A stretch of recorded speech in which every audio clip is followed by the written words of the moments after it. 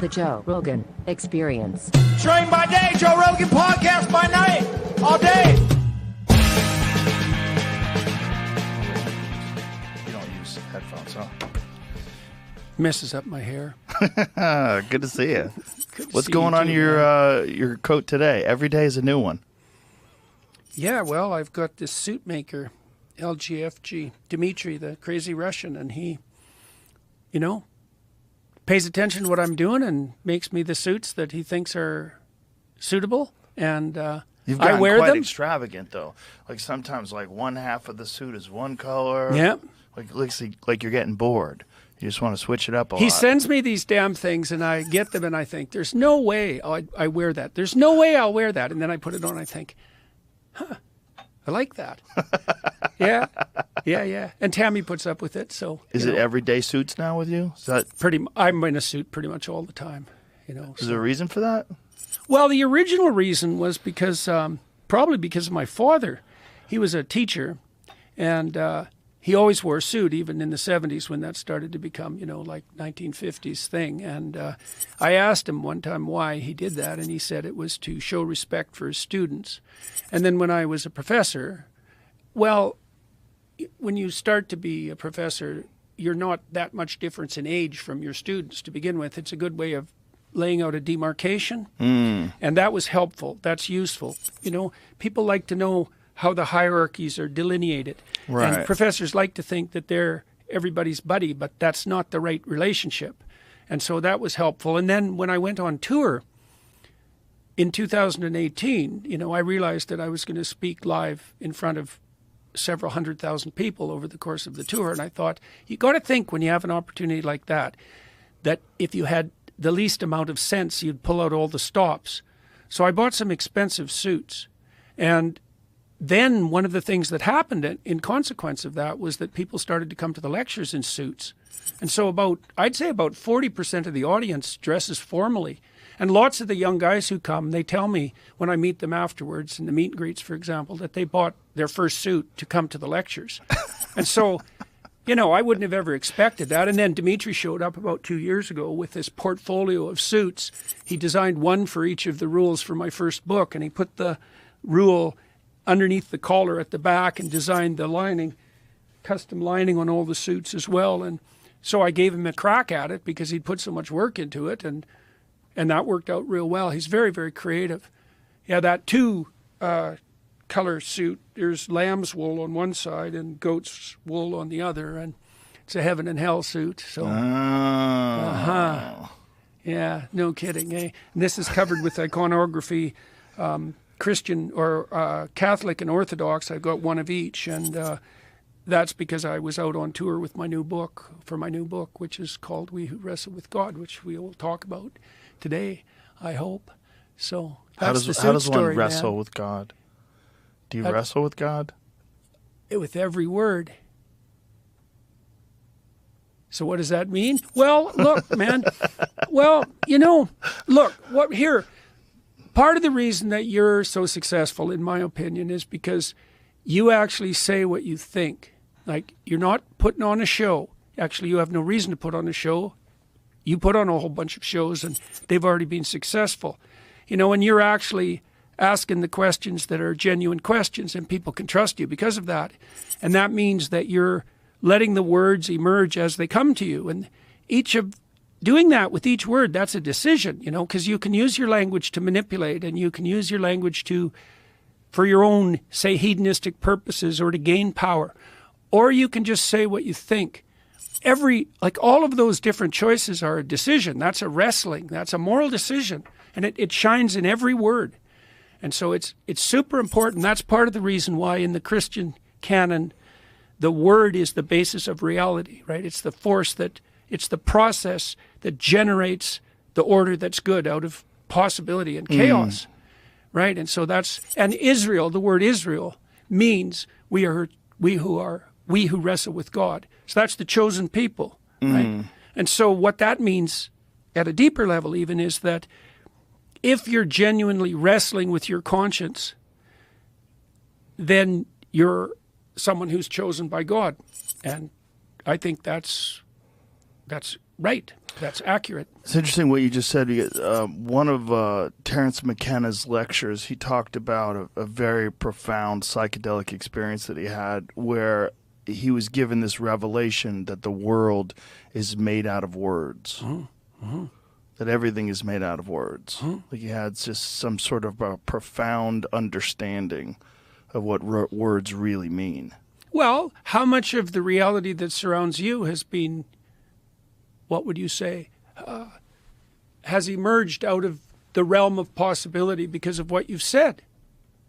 A lot. And you have this huge influence on the world that's all a consequence, almost all a consequence of what you've said.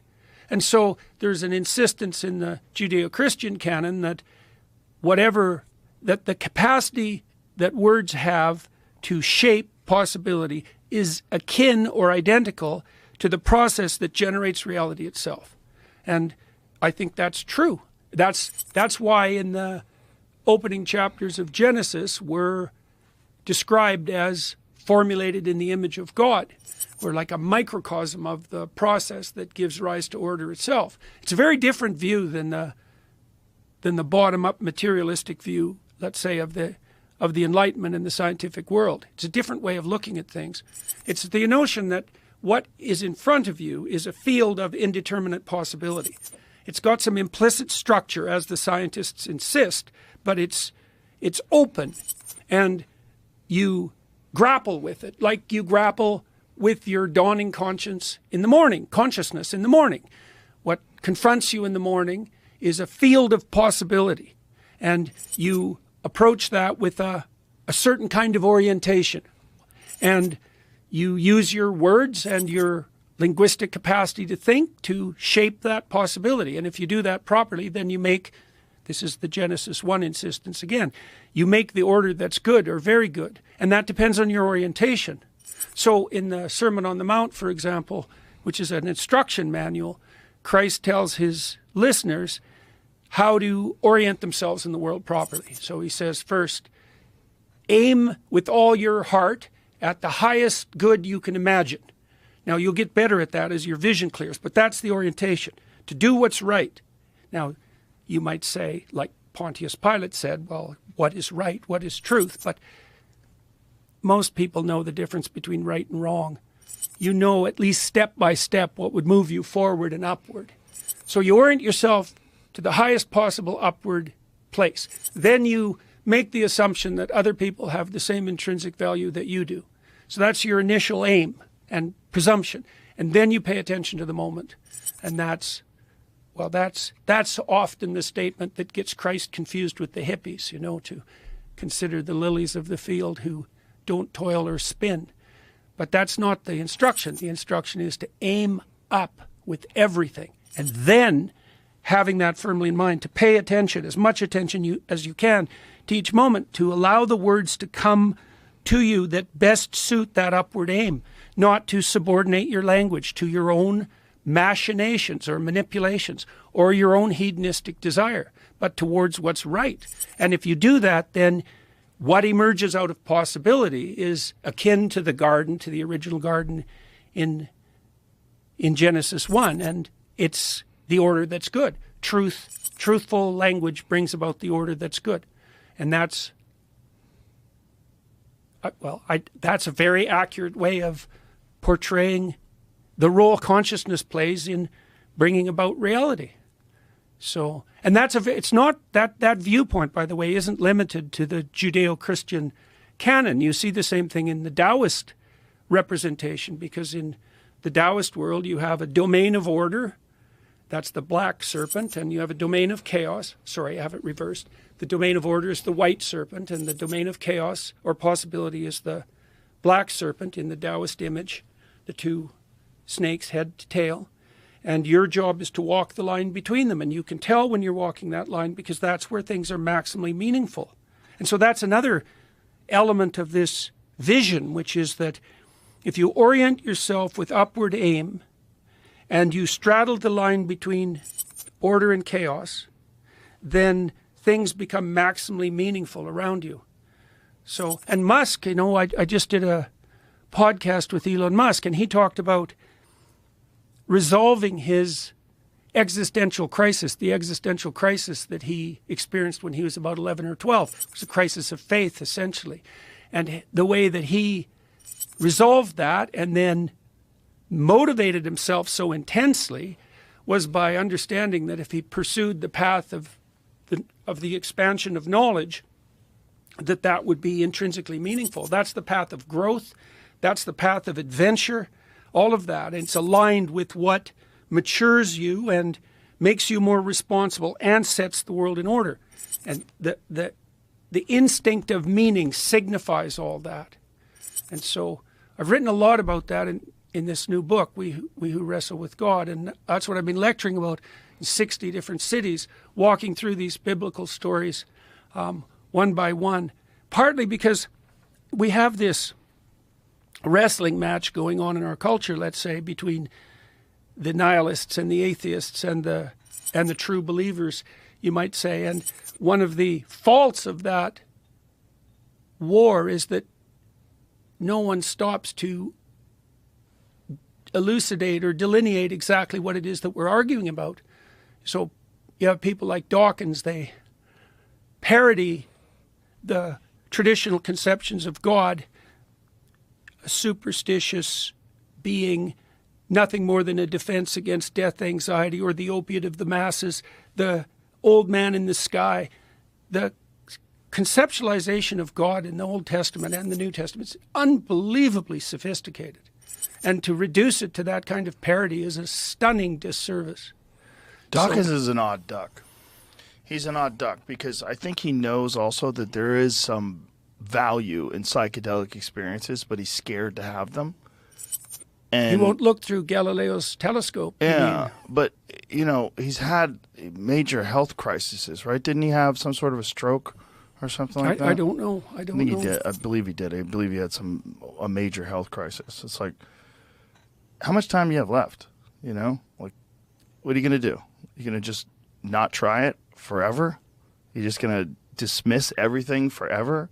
And I feel like people that dismiss things like that, this reductionist perspective, you're essentially saying you have the answers. Mm-hmm. And to dismiss the whole question of God or of whatever you want to call it, higher power, a creator of the universe itself as a conscious entity, whatever it is, to dismiss it just because you're trying to decipher the writings of fairly comparatively unsophisticated people, because we're talking about people from many, many thousands of years ago without access to the information we have today. And then you're also dealing with the fact that many of these stories were of an oral tradition for over 1,000 years before they were ever written down. So to just dismiss that as superstition and silliness without any curiosity about the root of these things, why they resonate with people, and to just say that this is superstitious nonsense that people choose to believe in, and this reductionist perspective of the known reality that we currently exist in. It's a foolish way of interfacing with something, and it's shocking when a obviously brilliant man has a foolish way of interfacing with a very complex situation. Well, it's especially odd in his case because he's also the formulator of the idea of meme. And like a religious story is a meme that's been selected by time and crowd. That's a good way of thinking about it. It strikes to the heart of the matter in ways that are sophisticated beyond conscious understanding. Can I tell you a story? Okay. Sure. Okay. This is a good story for the psychedelic experience, perhaps, at least as an analog. So in the story of Exodus, there's a number of circumstances under which Moses has an encounter with God. And they're very useful stories to understand because they point you to how that can make itself manifest in your own life. So the first real encounter that Moses has with God is in the story of the burning bush. And by this time, Moses is an adult. He's left his home. He's gone out and he's got married. He's apprenticed as a shepherd, which was a very, very hard job in those days because shepherds not only had to protect the weakest and serve them, but also keep the lions and the wolves at bay by themselves out in the wilderness. It was a very hard job. And Moses has mastered this. So he's grown up and he's adopted a role that's like a standard social role. You know, he's a husband, he's a shepherd, he's an adult. Okay, and so kudos to him. But then one day he's out in the wilderness by the holy mountain. I think it's Horeb in that story, but the holy mountain is always the place where heaven and earth touch. And so there are all sorts of transformation stories that occur in the biblical accounts at Mount Horeb or at Mount Sinai, where God and earth meet. And he's out near the holy mountain, and something attracts his attention. And he goes off the beaten path to investigate. Okay, so that's the first thing, that's the first bit of wisdom to derive from the story. You'll have your role, and you should have your role as a socialized adult, right? So you're kind of a type that way. You're maybe even a cookie cutter type, but you've adopted this mature social role. It doesn't make you a full individual, but it's better than being immature and staying in your father's tent, for example, which is what Abraham does until he's very old. So something attracts Moses' attention, and he goes off to investigate. Okay, so, and then he sees that it's a burning bush. And so what's a burning bush? Well, it's the tree of life, and life is often represented as a branching tree. And it's on fire because it's compelling, because fire is compelling, and fire is alive, and it's a symbol of life because everything that is alive burns. That's what metabolism is. And so a burning bush is like life itself intensified to the ultimate degree. And that's what attracts Moses' attention. And he gets closer and closer to it, which means he investigates more and more deeply. And as he investigates more deeply, he starts to understand that he's nearing the depths. He's on sacred ground. He takes off his shoes. And that's an indication of his willingness to transform in identity. And he continues to investigate, and then the voice of being itself speaks to him from the depths, and it tells him that it reveals itself to him as the ground of being itself, and it transforms him into the leader who invites his people away from slavery and who stands up against tyranny. And so that's the story of Moses' baptism. And so what does that mean for the ordinary person? Well, it means that you need to grow up and adopt a role. You need to mature. You need to become an adult. You need to be a good man in your time. But then you have to pay attention to see what attracts your attention, what calls to you, because there's an autonomy about that, right? You don't get to pick what interests you. It picks you. And you can respond to that call and investigate or reject it. Those are your options. And if you reject it, you stay in your box. But if you follow it, something will call to you. And then if you investigate that, that will transform you. And if you investigate it deeply enough, it'll transform you into the person who can stand up against tyranny and who can lead his people away from slavery. And that's how God is defined in that story. God is the thing that calls to you to take you out of your role, that will shape the manner in which your psyche transforms itself as a consequence of your diligent investigation into what calls to you. And so that's the God that's portrayed. That's one image of the God that's portrayed in the Old Testament. Are you aware of some of the more recent work that's been done by scholars in Israel, where these guys have now come up with this hypothesis that the burning bush was actually it was a DMT experience, and that the burning bush was most likely an acacia tree, that the acacia tree is apparently rich with DMT, and they think, you know, the way you get a DMT experience is you smoke it, right? And that they had some method of achieving psychedelic states through this, and this is where Moses is encountering God. Well, we have one of the things. Have you read any of that stuff? I know about the theorizing, and it's certainly the case that people have been using psychedelic experiences for we don't know how long. Right. Hundreds of thousands of years, no doubt. And they've had a profound cultural consequence.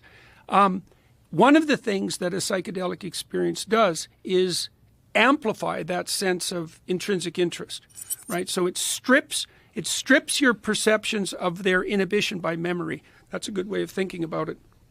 So that you see what's there instead of your habits of perception. And so it's a way of amplifying, you could think of it as a way of amplifying what's represented in the biblical corpus as a calling. And the thing that's odd about the calling, well, you know, you can think about it this way, when you're laying out a podcast, when you're participating in a podcast, you're following a golden thread, right? You're following where your interest takes you and your curiosity takes you. And that's not something you can pre-plan, right? It's something that happens in the moment. So imagine that you're focused on your goal of having the most interesting conversation possible and communicating what's derived to the broadest number of people. So that's the overarching goal. Okay, now you focus on the moment and a spirit arises within you. That's a good way of thinking about it. That's the logos. A spirit arises within you that leads you on a pathway that's an investigation into the truth. That's part of that calling. The psychedelic chemicals, they heighten that. They heighten the manifestation of the underlying mystery. That's another way of thinking about it. They do that neurochemically. And so now what's the association between that and religious revelation in the Bible? We don't know. We don't know. Have you read any of Marco Allegro stuff? No. John Marco Allegro wrote a book called The Sacred Mushroom and the Cross. Oh, yes. Yeah. I read that back. Oh, my God. 1974. So you probably read it before it was bought up by the Catholic Church. Oh, I didn't even know about that. Yeah, it was bought up by you used to have to get old copies of it if you wanted to buy it, and then it was recently republished. Yeah, I read that a long time ago. I had no idea what to make of it. When I read it, I thought, I have no idea what to do with this. It's a problem because to really understand what he's saying, you'd have to have a deep understanding of those ancient languages. Yeah, right. Yeah, it's a very difficult book to evaluate. Because there's very few people that are even qualified to, many people have disputed some of his, he has one claim that the word Christ can be traced etymologically, how do you say it? Etymologically, yeah. To an ancient Sumerian word that means a mushroom covered in God's semen. Mm-hmm. And so it was his assertion that the idea was that that's they the anointing. Thought when it rained, that rain was the giver of life, and it was literally God's semen that made things grow, and that these mushrooms, because they would show up so quickly. Mm-hmm. You know, if it rains, if you go to bed, you could look out at just your lawn, and it's complete grass, not a mushroom in sight. And you can go to bed and then wake up in the morning, and there'll be big mushrooms there. It's really weird. Mm-hmm. And that these things, when they would eat these psilocybin mushrooms that would appear out of nowhere, they genuinely were referring to them as God, that this was like a gift from God, and that was tracing back to the origin of the word Christ. But it's very tortured, to really understand and to be able to dispute it, you'd have to have a deep understanding of Aramaic. You'd have to have a deep understanding of Aramaic. You'd have to have a deep understanding of the original doctrines, what is the actual translation? What does it mean? You'd have to understand the ancient Hebrew version of it. How does it differ? All the webs of associations. Oh, God, it's so crazy. When we read it in English, I mean, what was the original version? The original version, all the ancient letters in ancient Hebrew also doubled as numbers, right? So words had numerical value. Like the word God and the word love apparently have the same numerical value. That is a bizarre concept for us to try to wrap our heads around. A language which that words also have numbers in them, that your letters also mean numbers, and that there's value, certain numerical value to certain words, and that you would use them in the context of these conversations. You would understand where I don't understand. I don't have that. I have English. It's like we have math, we have language. They're separate, and you're missing something in what they're trying to say. So what John Marco Allegro is doing, he's taking the oldest version of these stories on record, right? He's taking the Dead Sea Scrolls. He's taking stuff that's literally written on animal skins. And one of the ways that they deciphered it to try to put it all together, they had to take the DNA samples of these parchments to try to figure out which ones are from which cows, if they're from different cows. And that's part of the way they figured out how to put all the stuff together. This guy studies this for 14 years. 14, and he was the only ordained minister that was a part of this deciphering committee. I think there was 14 people. I don't remember how many people. It might have been 20. But he was the only one of them that was agnostic. So he had become, when he had started studying theology, he kind of lost his faith, apparently. When he started realizing there's so many versions of these stories, they're coming from different places. He became sort of like, hey, I think I'm agnostic. I'm just going to step back and have this approach of not knowing, not having a doctrine, not having an ideology that I'm attaching myself to. And so then when he goes through all of this is a straight-laced scientist, by the way. This is not like some guy looking for psychedelics to be a part of everything. Yes, it's a very serious book. Right. And there's a lot of those people that are doing that. They're looking for psychedelics to be a part of everything, sort of to validate or justify their own use of these things. He wasn't doing that at all. And he wasn't like Wasson, where a guy who went down and experienced the psychedelic experiences in Mexico and then came back and described them for mainstream literature. This guy was doing it like a scholar. And his whole purpose was just to decipher the Dead Sea Scrolls. But it was so compelling to him when it was over, he had to break ranks, and he had to write this book. And then they took that book out of circulation, I believe. Find out what happened with the Sacred Mushroom and the Cross, how it was, because he published another book shortly afterwards that was the Dead Sea Scrolls and the Christian Myth. And I think it felt to me when I read that one, it's almost like he has to write a book because they took the other one away, because it's kind of like saying most of the same stuff. But he believed that that what they were writing about, a lot of it was fertility rituals and psychedelic experiences, and that they were hiding a lot of these stories, like they were hiding the knowledge underneath these stories to try to, in parables and all these different ways, to try to obscure it from the Romans and obscure it from the people that conquered them, so they wouldn't know they would know the secrets of this thing, this ritual in which they would experience God. So why is it that psychedelic use has played the role that it's played in your interests and your pursuit of knowledge? What do you think it's done for you that's been valuable? I think we're in a weird place in society where the term drug is a blanket, and it covers things that have vastly different effects. It covers caffeine, it covers nicotine, and it covers dimethyltryptamine, which is crazy. It's crazy that all those things are drugs. Adderall's a drug. Benzodiazepine is a drug. Xanax, there's a million of them. They're all different, and they're all drugs. And the idea that psychedelics are a drug, for lack of a better term, that's what we use. I don't think that's what they are at all. I think they are probably why we became people. I think they are probably why society advanced. And I think every great ancient culture probably celebrated them and used them. It seems like there's so much evidence out of Egypt of the use of psilocybin, various different drugs, various different psychedelic experiences, the iconography of the pineal gland seems to be a big part of multiple cultures, not just Egyptian, but even Catholicism. If you go to the Vatican, there's this enormous pine cone that is a statue there. And I was very lucky when I went to the Vatican. We got a guide. We hired a private guide that was a scholar from France.